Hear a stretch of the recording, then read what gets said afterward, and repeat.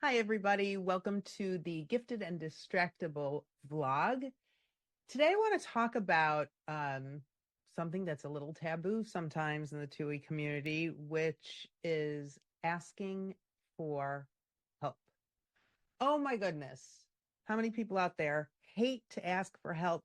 We feel like we should be able to do things. We were told since we were kids that we can handle it, we should handle it, or we're assumed to not be able to handle it, and that feels horrible, right? And if you're the parent of a TUI kid and you're watching this, maybe you know what I'm talking about. Maybe you feel like you need to jump in front of that train before it crashes, or maybe you're just frustrated because your kiddo doesn't ask for help when they need help.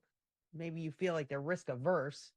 So this is for parents, for TUI adults, and for educators working with TUI kids. It's hard to ask for help. Sometimes we feel like we should be able to do this on our own.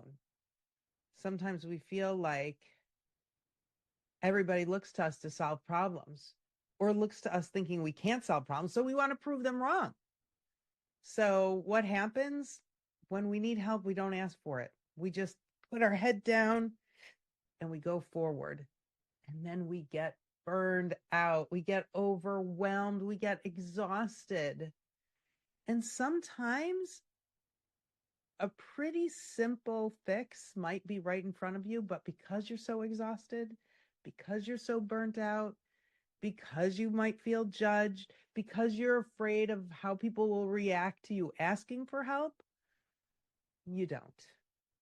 But you really don't have to do things alone. I'm guessing you know people who might be able to share the burden with you, whatever that is. Whether you're trying to solve a problem, you're doing something at work, a child's trying to solve a problem at school or do homework or has a social challenge. How do we as TUI adults feel like we can ask for help? And by the way, how do we ask for help? And how do we as grown-ups working with TUI kids help TUI kids ask for help? These are the $1 million questions.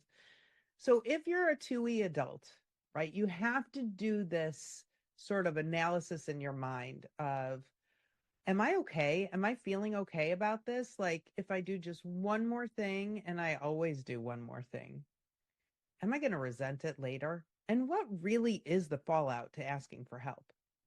But then there are ways of asking for help, because sometimes if you're feeling resentment or you're feeling anxious or you're feeling judgy about yourself, you might actually come off not so grateful in the way that you ask for help. You might even demand something instead of asking for something. So we have to sort of back up, be okay with the fact that we're asking for help, and then ask for it in a way that doesn't come off as though we're resentful to the person we're actually asking for help from.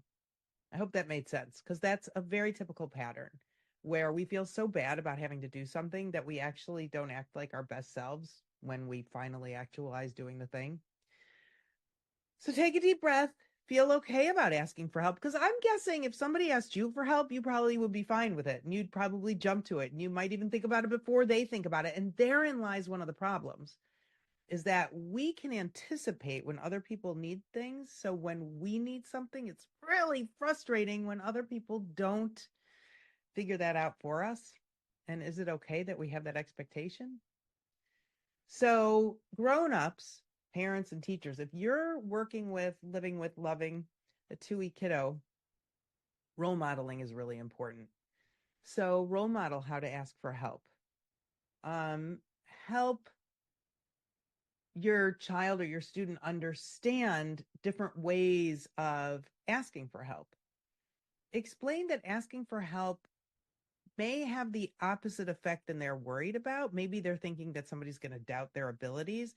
But in fact, sometimes when you ask for help, it makes people feel good that they can lend a hand. And it's really important to express that and share that with TUI kids so that they understand that.